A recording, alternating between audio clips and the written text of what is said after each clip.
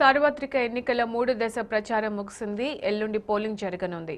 మూడో విడతలో 12 రాష్ట్రాలు, 2 కేంద్ర పాలిత ప్రాంతాల్లోని 115 లోక్సభ స్థానాల్లో ఎన్నికలు జరగనున్నాయి.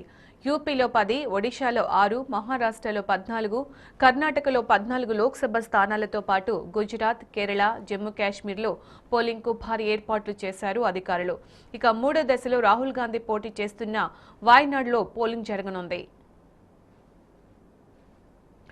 మూడో దశ ఎన్నికల గురించి పూర్తి వివరాలు మా ప్రతినిధి తిరుపతి అందిస్తారు. తిరుపతి, మూడు దశలు ఎన్ని నియోజకవర్గాల్లో పోలింగ్ జరుగుతోంది? అప్డేట్స్ ఏంటి తిరుపతి? పూర్తి డీటెయిల్స్ ఏంటి?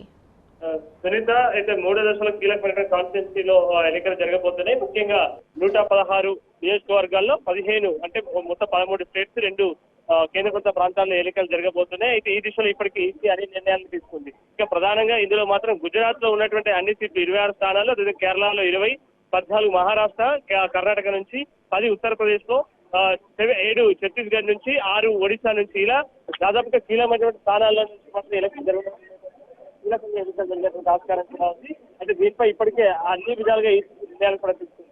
ఇంకా చాలా ప్రాంతాల్లో అయితే దాదాపు కొద్దిసేపటి క్రితమే కీలకమైనటువంటి అన్ని ప్రాంతాల్లో కూడా ఇటు ప్రచారం కూడా ముగిసినటువంటి పరిస్థితి మాత్రం స్పష్టంగా కనపడుతుంది. అయితే 23 జరిగేటువంటి ఎన్నికల్లో మాత్రం కీలకంగా ఈ 116 స్థానాలకు సంబంధించిన ఎన్నికలు మాత్రం జరిగే